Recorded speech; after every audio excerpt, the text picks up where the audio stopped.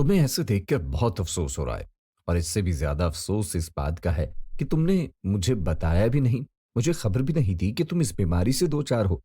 اور اب جب ڈاکٹر نے جواب دے دیا ہے، تم نے مجھے یہ بتانے کے لیے فون کیا ہے کہ میں مرنے والا ہوں۔ بھلے ہی تم اب میرے پاس کام نہیں کرتے، لیکن آخر انسانیت بھی تو کوئی چیز ہے نا۔ عمار بھائی، بہت شکریہ کہ آپ میرے پاس آئے، مجھے بہت خوشی ہوئی۔ اور جہاں تک بیماری کی بات ہے، مجھے خود اندازہ نہیں تھا کہ یہ بیماری اس قدر شدت اختیار کر جائے گی۔ علی، تم اتنے بیمار ہو اور تمہارے پاس صرف تمہاری بیوی کے علاوہ اور کوئی بھی نہیں ہے؟ عمار بھائی، میری بیماری کا تو سبھی کو پتا ہے، کیونکہ میں تقریباً 1 سال سے بیمار ہوں، اور تب سے اب تک صرف مجھے میرے بھائی ہی ملنے آئے ہیں 1-2 دفعہ۔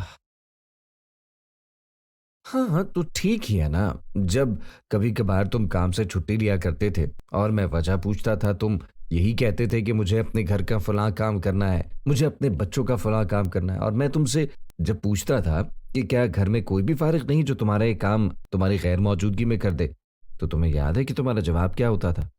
تم کہتے تھے کہ میری بیوی ہے تو میں ہی کروں گا، میرے بچے ہیں تو میں ہی کروں گا ان کا، میرا گھر ہے تو میں ہی کروں گا نا یہ سب۔ جی جی، مجھے اچھی طرح یاد ہے۔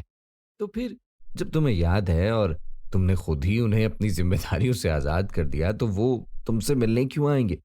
تم اپنی بیوی اور بچوں کے کام کرتے تھے، اور آج وہی تو ہیں تمہارے پاس، اور کون ہے؟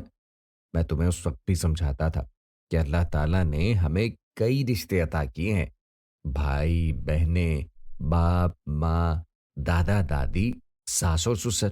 تو کیا یہ رشتے صرف شادی اور خوشی کی تقریب میں وی آئی پی ٹیبل پر بٹھانے کے لیے ہیں؟ کیا ان کی کوئی ذمہ داری نہیں ہے؟ اس نئے دور میں ڈرامے اور فلمیں دیکھ دیکھ کر ہماری نئی نسل کا نظریہ بالکل ہی بدل چکا ہے۔ وہ ان رشتوں کو بھول چکے ہیں، وہ نہ ان کو ذمہ داری دینا چاہتے ہیں اور نہ ان کا حق ادا کرنا چاہتے ہیں۔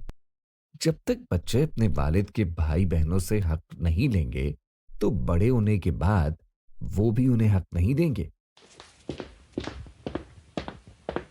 علی، علی، علی، میرے بھائی، ڈاکٹر نے بتایا کہ تمہاری بیماری شدت اختیار کر چکی ہے اور تمہارے پاس وقت بہت کم ہے۔ جی سلمان، آپ نے ٹھیک سنا۔ تو کیا اگر میں آپ کو فون نہ کرتا تو آپ آج بھی تشریف نہ لاتے اور علی کے مرنے کے بعد اس کے جنازے پہ دنیا کو دکھانے کے لیے آتے؟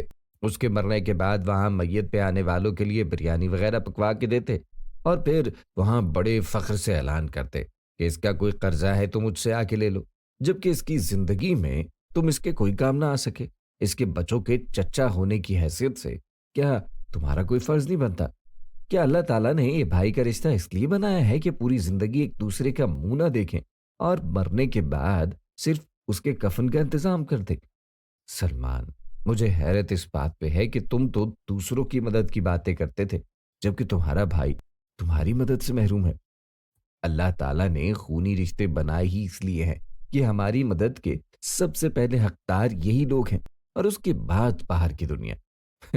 لیکن ہم لوگ واہ واہ اور دکھاوے کے لیے رشتہ داروں اور عزیز و اقارب کو چھوڑ کر دوسروں کی مدد کرتے ہیں، اور اگر کوئی رشتہ دار ہماری مدد کا شکر گزار نہ بھی ہو تو بھی ہمیں اللہ سے اجر کی امید رکھتے ہوئے اس کی مدد ضرور کرنی چاہیے۔ اس قسط میں 2 طرح کے کردار نمایاں کیے گئے ہیں۔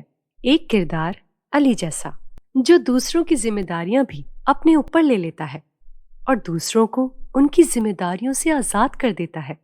مثال کے طور پر، اگر علی کے بیٹے بیمار ہیں اور علی کا بھائی سلمان فارغ بھی ہے، تو علی اس کو اپنے بھتیجے کو ڈاکٹر کے پاس لے جانے کے لیے نہیں کہیں گے اور اپنے کام سے چھٹی لے کے آئیں گے اور اپنے بچوں کو ڈاکٹر کے پاس خود ہی لے کر جائیں گے۔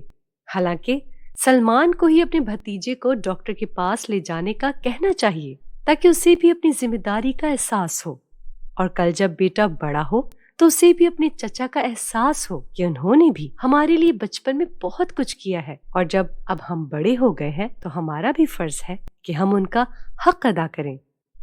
اور دوسری طرف سلمان جیسے لوگ جو اپنے سگے رشتہ داروں کی مدد صرف اس لیے نہیں کرنا چاہتے کہ وہاں سے ان کو واہ واہ نہیں ملے گی، جبکہ دوسروں کی مدد کر کے وہ دکھاوا کرتے ہیں، اور اپنے سگے رشتہ داروں کی مدد بھی تب ہی کرتے ہیں جب دکھاوا ہوتا ہے۔